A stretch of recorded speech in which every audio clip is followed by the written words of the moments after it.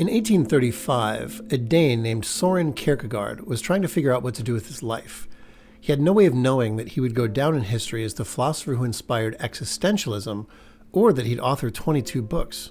22 books! All he knew at the time was that he really loved thinking, and he might try his hand at studying law, a discipline that he knew didn't really excite him very much. In a journal entry, he put the problem this way.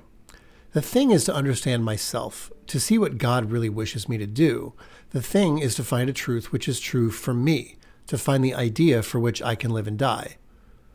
The truth that is true for me, that's not the way we normally think about what's true. If water's boiling point truly is 212 degrees Fahrenheit, does it matter whether that truth is true for you? Isn't it true for everybody? In a work called Concluding Unscientific Postscript, Kierkegaard explains the differentiation that we'll talk about in this video between objective truth and subjective truth. And because I work in a college of education, I also want to explain how this idea has everything to do with how we should think about education. Okay, in this book, The Concluding Unscientific Postscript, Kierkegaard, or rather his pseudonym, Johann Climacus, is writing about Christianity, the faith in which Kierkegaard much believed. Kierkegaard's problem with how Christianity was normally practiced is that it was too cerebral. People talked about proofs of the Christian God, or when they doubted, they expected an argument that would convince them about the truth of Christianity. Kierkegaard thought this misunderstood the entire nature of being a Christian, not because Christianity can't be argued for, he was a Christian after all, or for some watered-down slogan like, you just gotta have faith. Kierkegaard believed that to be a Christian, you didn't need to find Christianity intellectually satisfying as much as you needed to find it compelling, the type of compelling that affects your being. You needn't be convinced as much as you need to assent. Here, Kierkegaard distinguishes between the two ways one can think about truth. Truth as objective and truth as subjective. Most of us think about truth as an objective thing. It's what we mean when we hear phrases like, the truth is out there. There's a state of the world, and certain things are true about that world regardless of whether we find them compelling. Kierkegaard had no problem with the idea of objective truth, but he thought that there was another often overlooked and vital side to the truth coin. It's the type of truth we have in mind when we say something more like, the truth will set you free. In order for an objective truth to set you free, you need to recognize it as truth. It needs to mean something to you as truth. Here's how Kierkegaard puts the difference between objective and subjective truth. Here, in the Concluding Unscientific Postscript, he's writing about subjective and objective approaches to Christianity. The inquiring subject must be in one or the other of two situations. Either he is in faith convinced of the truth of Christianity and in faith assured of his own relationship to it, in which case he cannot be infinitely interested in all the rest, since faith itself is the infinite interest of Christianity, and since every other interest may readily come to constitute a temptation.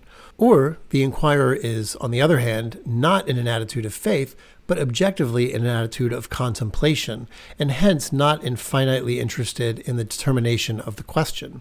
What he's saying here is that if Christianity touches you in something other than a cerebral way, it really affects your core, you literally have no need to prove Christianity's correctness in any objective cerebral sense.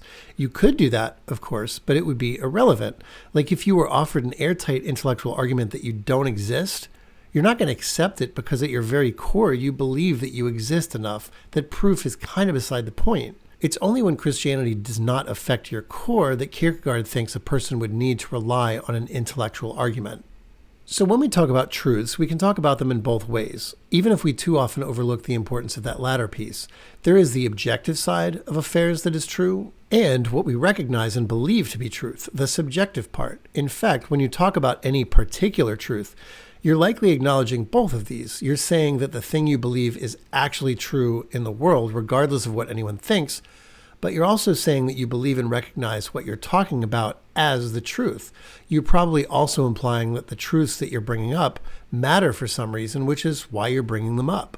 At this point, I want to clarify that Kierkegaard isn't saying that objective truths aren't necessary to get right, or that all there is to talking about truth is consulting your heart. It's that for objective truths to do their job, which is to get us to believe them and act accordingly, we need to be compelled to recognize them as truths, and that, Kierkegaard thinks, is not a job that the intellect alone can accomplish. It requires what Kierkegaard calls, again in the Concluding Unscientific Postscript, the appropriation of truth. Here's what he writes. As for the relationship of the subject to the truth when he comes to know it, the assumption is that if only the truth be brought to light, its appropriation is a relatively unimportant matter, something which follows as a matter of course.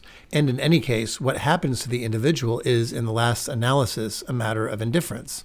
We often think that when folks are presented with objective truths and supporting arguments, they'll just recognize these truths as truths, that the truths backed with argument is sufficient. Ideally, maybe it is. But what Kierkegaard is saying is that there's an extra-rational process where we not only listen to the argument, but at some point decide to recognize it as a truth, decide to appropriate it. At some point, this means that there is just no such thing as a compelling argument in and of itself. Argument requires ears to judge them and people to find them compelling.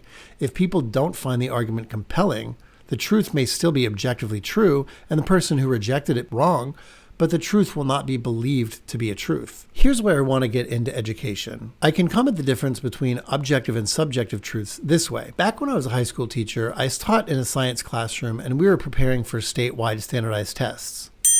Since it was a biology class, we'd learned a lot about the Darwinian theory of evolution by natural and sexual selection. One question on this practice test was about which of the following options was the best evidence for macroevolution. One of my students, who's a religious fundamentalist, took me aside and asked for my advice. She said that she couldn't in good faith answer the question the way she wanted because the religion she was deeply convinced of held that there was no good evidence for macroevolution. I told her she had two realistic options: either skip and refuse the question, or answer it in the way she thought the testers wanted while being free to believe that the question and her answer was illegitimate. From what I recall, she did the latter. Now, what did she accomplish in giving that answer? Well, I'm sure the school, the state, and the curriculum writers wanted her not only to recite the answer, but come to believe the answer. Not just to say that Darwinian evolution is true because blah blah some teacher wants me to, but to recognize it as a truth that is true for her. But really all she did was craft an insincere answer to the question. It's like saying, yeah, I know you all say evolution is true, and I'll tell you that so I can get the grade and get on with things, but whatever. In Kierkegaardian parlance, the curriculum writers and state assumed that if we were to teach the objective truth, expose students to the best evidence and argument, that would be sufficient. They now know the truth, and their appropriation of it into their lives will be a matter of course. But do they? If you ask the student, she'd say that she doesn't know evolution to be true. She'd just say that those in power, the scientists, the curriculum writers, say that it's true and that she's supposed to recite that it's true. Now, I'd say that her refusal to know the truth of evolution is wrong, and that as best we can tell, evolution is the best story of how species came to exist. But until she changes her mind, she doesn't know that evolution is true in the subjective sense. She hasn't appropriated it into her mental model of truths about the world. There's something important to clarify here. To be a truth that is true for you, Kierkegaard's subjective truth, it isn't just to be passionate about some idea. Kierkegaard kind of implies that, and maybe that's ultimately what he means, but I don't think passion for an idea is necessary or sufficient for the thing to be subjectively true. Many students are not passionate about the Darwinian theory of evolution, but they still recognize it as true in some subjective sense. Their mental models of the world now include this idea of evolution in it. In Kierkegaardian language, they have appropriated that truth by not just being able to mouth the words, but going some extra step. Also, again, none of this talk about subjective truth means that objective truth is just a matter of opinion, or that your truth is different from my truth, or that we can never be wrong about what's true. In an objective sense, what is true about the world is true regardless of whether you subjectively appropriate it into your mental model of truths. But the other side of the coin is that it isn't terribly sufficient to just be told truths. In order for truths to do their job as truths, we must come to believe that they're true and act accordingly. Objective truths that no one believes subjectively are next to useless. The role of education can't just be to present truths. It must aim at convincing us that these things are true, excite us about what those truths might mean for us, and get us to see objective truths as truths that are true for me. I'll conclude by saying that I think we don't focus on that frankly more emotional part of the transaction because it's messier than the intellectual part. Insofar as we're different people with different internal states and stores of beliefs and emotional lives, it's quite possible that an argument that would convince you that a thing is true would fail to convince me, and that I'll be more compelled to believe this while you believe that. And of course, all we want, especially schools, is for all of us to be presented with truths and accept all of them in common, coming to hold the same beliefs about what is true. Frankly, Kierkegaard messes up this aspiration, and for that, he's been called by some a relativist and others a postmodernist. But he has a point. In order for truths, even objective ones, to do their job, they must be acknowledged and appropriated as true for the individual, and this doesn't seem like an entirely rational process. And that might just make the job of truth teller, and certainly truth receiver, all the harder.